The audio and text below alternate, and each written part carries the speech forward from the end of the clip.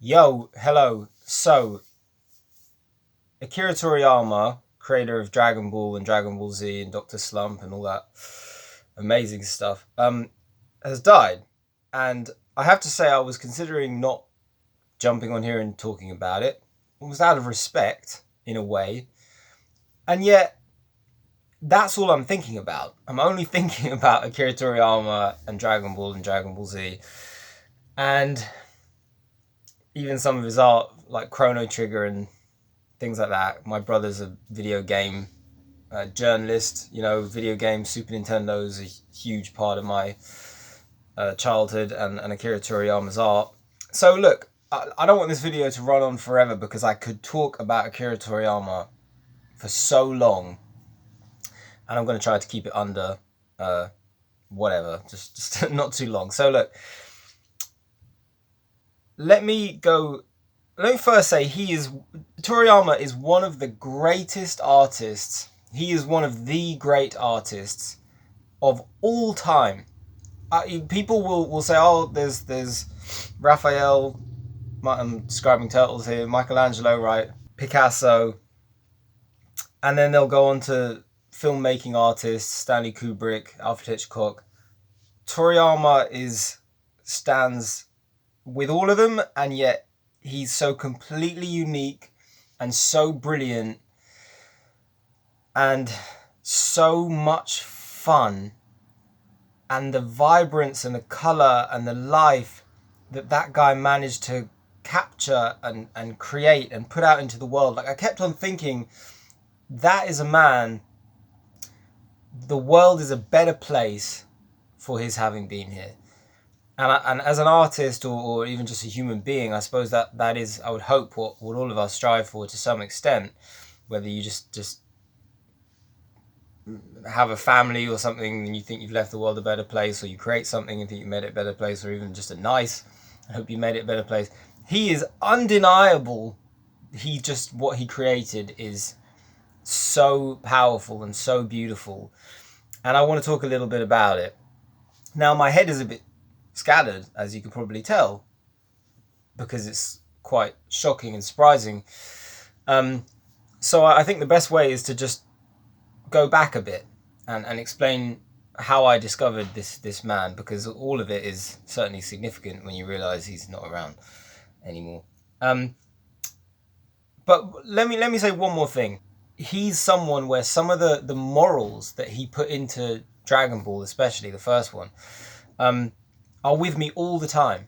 There are certain things that, because he was so hard working. He said that before he published Dr. Slump, he did something like 500 shorts in a year, and that's comics. And that's like, how do you do 500 shorts in a year? It's so much work. It's so non-stop. And there are moments in Dragon Ball where the philosophy on hard work, one in particular, there's a story within Dragon Ball where Goku as a child has to climb this tower, and it's like the Great Tower of Babel kind of a thing. And Goku, in climbing this tower, like, realizes that to reach the top is an unbelievable challenge, and it's going to take something like 6 months or more to get to the top.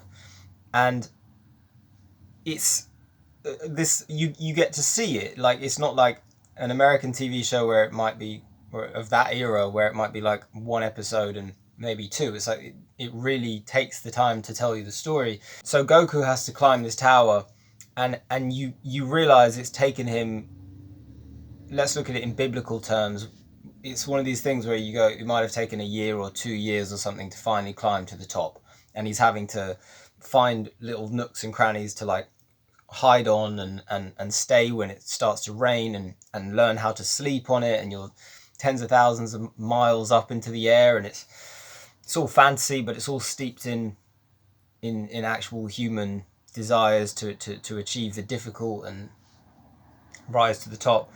And there's a bit in it, and this is so Akira Toriyama, and it's just his genius, which is unbelievable.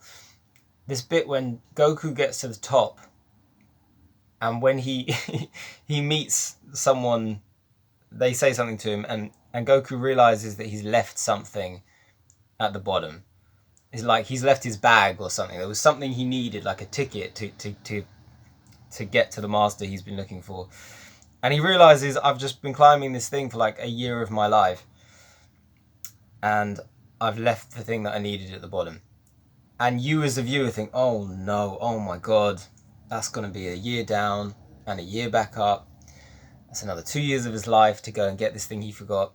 And Goku is like, oh my god, I forgot it. And he looks down the tower and he just runs down and runs back up like in a second. It's just, and it's hilarious, and it's beautiful, and it's so meaningful as well. And that is Toriyama's genius, is like, it's so meaningful, because if you've ever worked really hard to get good at anything, those things that once took you that long eventually start to become, well, you get good at it. It doesn't take that long. Everything's hard before it's easy. It's that kind of thing. But Dragon Ball has that, and it covers such a wide variety of life disciplines, whether it's the discipline of exercise and health and tidiness and family and friendships and morality, and then also because it's created by this man who's a storyteller, a writer, an artist, and a fine artist, and also a man, which is very relevant. The last 2 Dragon Ball Z movies that came to the cinema, I'll say that not the last one, but the one before, I'd been quite excited because after so many decades, the UK started showing a lot of anime, Japanese films in the cinema, and I was really excited. You can even tell from there, there's Akira, Japanese, even Dig Dug, arcade, Japanese. There's a bit of almost a Akira Toriyama style in that, I think. And I was excited to go to the cinema and see Japanese animated movies. And I think out of like 6 that I saw that year, I walked out of 5 of them because they were so poor. They were very, the animation was very poor. The storytelling was very poor. The lack of understanding of morals and things was just beyond mediocre. The total opposite of Akira Toriyama. And I was thinking, oh my god, what a disappointment. It's actually hard to watch this, and they're full of so much nerves and insecurity, which I don't mind if it's well told, but it's so opposite to what drew me towards it in the first place. And because you kind of look at the creators as people above you and people you can aspire to and people you can learn from. And I was watching the stuff going, oh, it's just terrible. And then there was a new Dragon Ball Z movie coming, and Akira Toriyama had come back after so many years to write it and supervise it. And that one I went to see thinking, well, obviously he finished his show years ago, decades. Has he still got it, you know? And I came out of the cinema just pumped, like just like enthusiastic and full of adrenaline, and it is a very masculine thing. It's like, it's such a masculine show when you get to Dragon Ball Z. And he said that when he created Dragon Ball, his intent was to just make a story for boys. So you can't really separate the two. I know that there are girls who are huge fans of it without question, and they should be. But I do think that's a necessary thing, because that show is full of so many male challenges, and it is done in a kind of biblical way, because it's full of powers and flight and going to other like worlds and snake way up above the heavens, and the Nimbus cloud, you know, the cloud that only the pure child can stand upon. He is without sin, and essentially, and so he can stand on it, and everyone else falls through. Like these are like, he's so aware of like Eastern philosophy and Buddhism, and if you ever read the Jackie Chan autobiography, all the Chinese wisdom that he talks about is in Dragon Ball. It's so obvious, like, even though it's a Japanese show, Toriyama's so intelligent and so aware of that, and so you're getting stuff that looks beautiful, and everything's just fantastic, the characters and the style and stuff, but underneath it is this intelligence and this wisdom, and it's like, how can you really ask for more? Like, it's just first class. So anyway, I thought I'd talk a little bit about my introduction to it. So as a kid in the UK, anime and manga was pretty hard to come by. Akira came out on something called Manga Home Entertainment Video, and my older brother got hold of the comic books, so that was kind of an initiation into it. And then trying to find other stuff, especially the sort of colourful stuff, was quite hard, like uplifting stuff, because that Akira inspired a lot of Western media companies to look for things that they thought were similar. So very adult, very violent, and it was cool. But Dragon Ball was something we didn't get, and at some point, I got hold of a comic. Maybe my brother did. Either way, but it was in Japanese, and it was Dragon Ball, and it was the first one, and it was black and white, and I just used to look at it and think, what is this? This is amazing. Like, and I would try to draw it. My brother's a much better artist than I am, so he was already drawing that kind of style, still is, and I was blown away by this thing that I couldn't read, and I was, a few years later, I was like 7, right, and I was on holiday at this little seaside town in England, and I remember, and this shows you how scarce it is, I'm walking down this windy, coastal, rainy, grey-skied day, and right across the street, right, way across, there's a newsagent which just sells newspapers and crisps and stuff, and I see that there's something hanging above the counter, and it's so weird to think this, but I remember this so visually because I can see it through a doorway. There's something hanging on this counter that looks like something I'd want, and I encourage my parents, we have to cross the road. What's up with him? What George wants? So I get across the road, go into the shop, and I've still got these hanging above the counter. Is before, like, well, maybe the same time, but basically pogs, right? There are these on a string. There's a string holding a little plastic tub with like 10 pogs in it, and they're Dragon Ball and Dragon Ball Z pogs. Now, I don't know the difference between Dragon Ball and Dragon Ball Z. If you don't know, Dragon Ball started, it's the first one, Dragon Ball Z is the next one. Just like, think of it like a TV series. But anyway, which it is, but it's comics. And anyway, Dragon Ball's the first part of the story. Dragon Ball Z is the next part. But anyway, I'm like, I have to have these. So I get all of them. They're like 3 different versions. So I get like 30 pogs. And I've still got them. And I used to just look at them, because that was the first time I'd really seen it in colour. And what they were images from the cartoon, which we didn't have. So I'm looking at these all the time, drawing them, copying them. Still can't draw. But I'm just drawn into this. What is this thing? What is this thing that I'm looking at? And despite having an amazing array of cartoons growing up, right, The Simpsons and The Real Ghostbusters and Inspector Gadget and all this amazing stuff, there's this thing which is like out of reach, and I know there's something special about it, having seen the black and white comic in Japanese.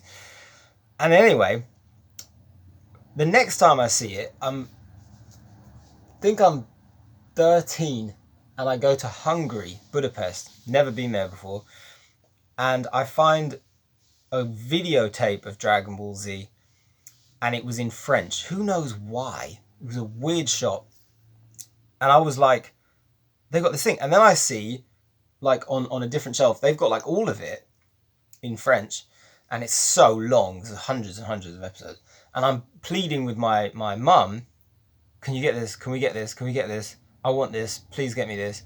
And it's so expensive. I remember it was the equivalent of like £22 a tape, or like $40, American dollars, and exchange rate back then. And she's like, no way, no, I'm not buying you this. Don't be stupid. And I couldn't blame her.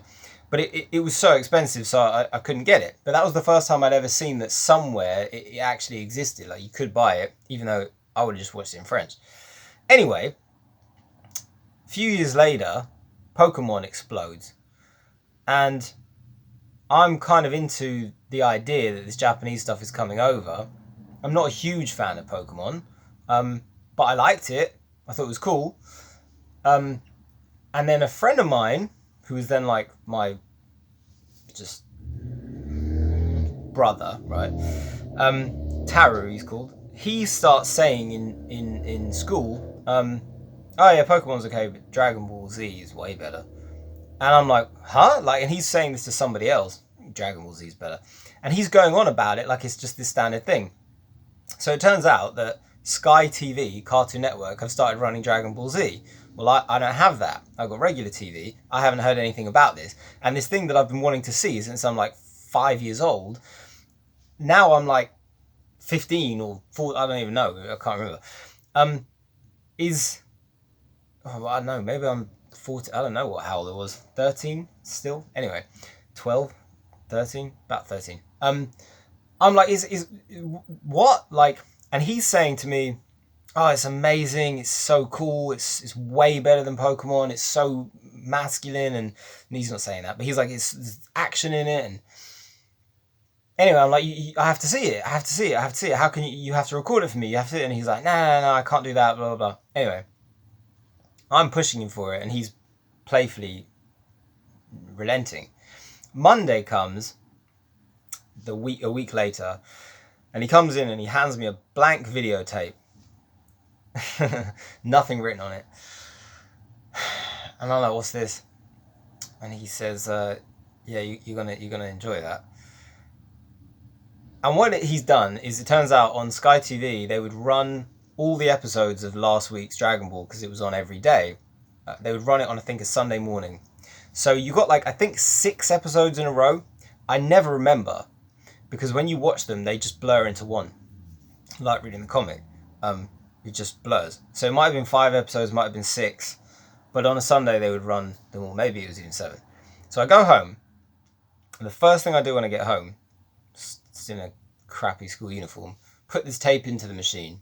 No one's in, can't remember why. And the intro starts, Dragon Ball Z.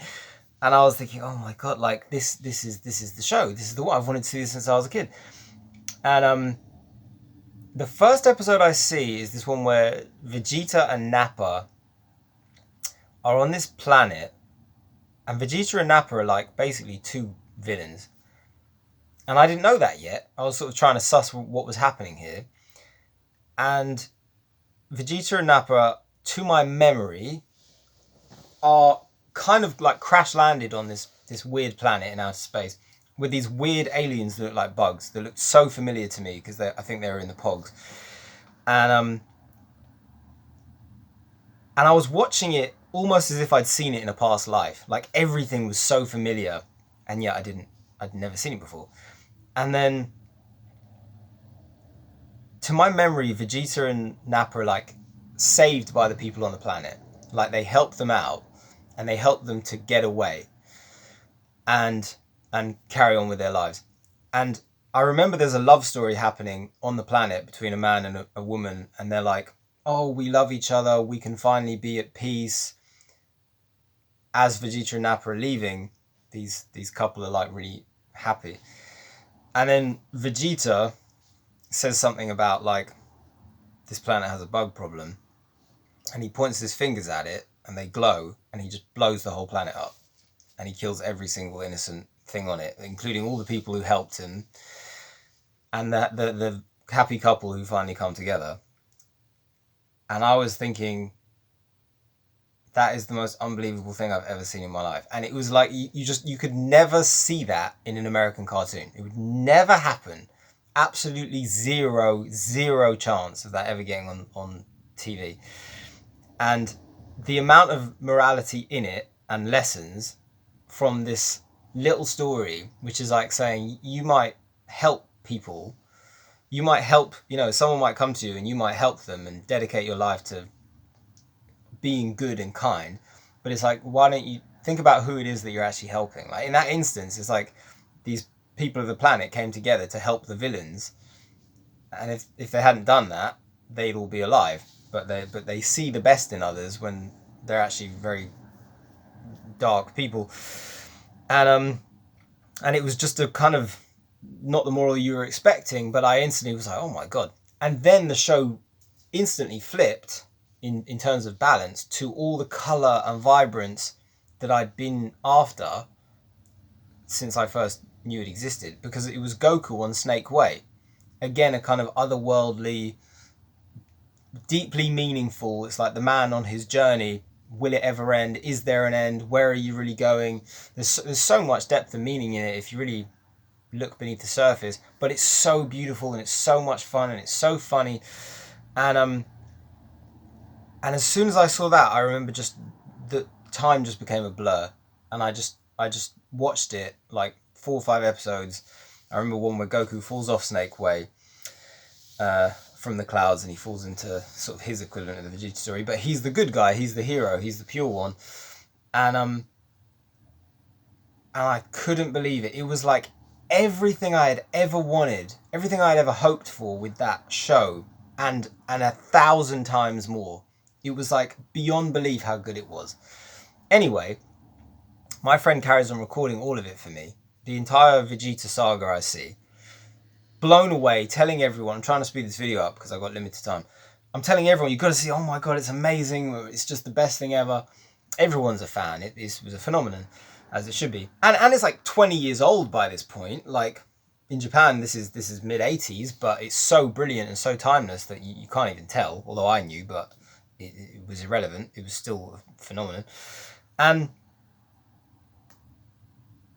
I see up to the Frieza saga, which is the next series, and then it starts to lose me a bit. The pacing goes out of it, for reasons I learned after, because the Japanese overtook his comic, so they were waiting for him, and it slowed the show to a crawl.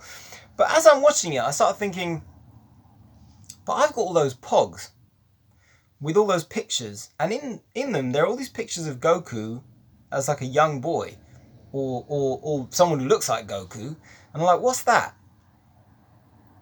And then I learned way later that there's Dragon Ball Z, which is all we got, is 155 episodes in. And it's like Dragon Ball is the childhood growing into an adult, and Dragon Ball Z is adulthood. Goku is an adult. So I'm like, oh my god, the entire foundation, the formative years, the roots of the story and the roots of this character's life, I've never seen. We never got it. When I first did work, first time I ever did any work, I signed up to try to get some work on a film. And I literally did some Hollywood movie that was filming in the UK, and I filmed on it for the duration of a summer. 6 days a week, next to no sleep. The first thing I bought with my first ever paycheck is I went on eBay and I found Dragon Ball in Japanese, imported, probably fake, was fake. And that was the first thing I ever bought with the first paycheck I ever got. And that blew my head off. It was, and it still is, it's so amazing. I feel almost bad thing, I've only seen it once. I've seen bits and pieces of it more. But that 155 episodes is, I was actually speaking to someone about this the other day. It's like the most perfect TV. And I've seen so much TV. ER, The X-Files, The Twilight Zone, Alfred Hitchcock Presents, Roald Dahl, Tales of the Unexpected, King of the Hill, South Park, Family Guy, Friends, Frasier, Spin City. My tastes are broad and wide and passionate beyond like anything I could describe, right? The American TV show The Office I saw recently, just fantastic show. Hiccups a bit towards the end, but it's magnificent. Dragon Ball is so perfect, it's so beautiful, it's so meaningful, and it's so like artistic. And the reason I say artistic is because I can't think of any other show where you can say, yeah, all of that's one guy. Like South Park, Trey Parker writes and directs pretty much all the episodes, but in terms of a single story, the Americans, going way back, would never be allowed to kind of do it like that. Like in Japan, Toriyama just had this freedom off the success of Dr. Slump, I suppose, where he got to do Dragon Ball, and it's like everything you see, every visual, every line, every word, every moral, every bit of wisdom is all coming from this one man. So really, he is your teacher, and he's your like sensei, and he's imparting all these morals to you through color and light and beauty and comedy.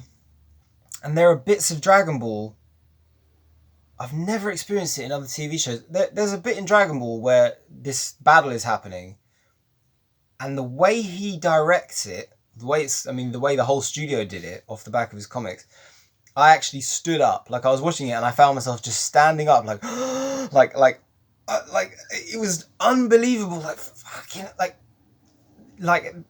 TV can be this powerful. A cartoon can be this powerful. Like, something made for kids. Like, and it's unreal. It's just unreal.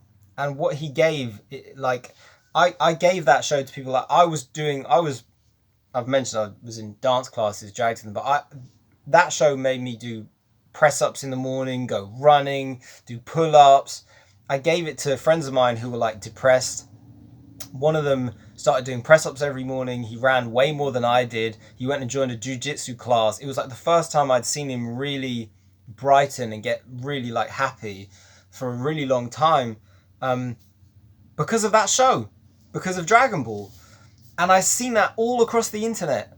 People all across the net are like, who are muscular, you know, strong, blah blah. They like go, it's because of Dragon Ball and Dragon Ball Z. That I saw that. It made me wake up in the morning earlier, do my reps, get out there, take hold of life, do exercise, eat better, and it's like, that's because of that guy, and it inspires you physically, it inspires you mentally, it inspires you creatively. I was thinking, I've got to end this video. I've got this was the first. It was a collection of short stories that I put out, and even that, as the cover, because I designed it, was originally painted, and I took the paint off because I thought the simplicity was better. And as part of me wonders now, looking at it, if Toriyama and the way his stuff is, he knows how to do it simple. He doesn't overcomplicate, and yet it's so perfect, so beautiful. Anyway, I have to end the video because I'm going to run out of time. The thing cuts off, and I've got to end it. Watch it. He's a master. He's one of the greats of all time, and it's an unbelievable tragedy, but it's an unbelievable gift that we got to be on this planet after everything he gave us. Catch you later. Bye.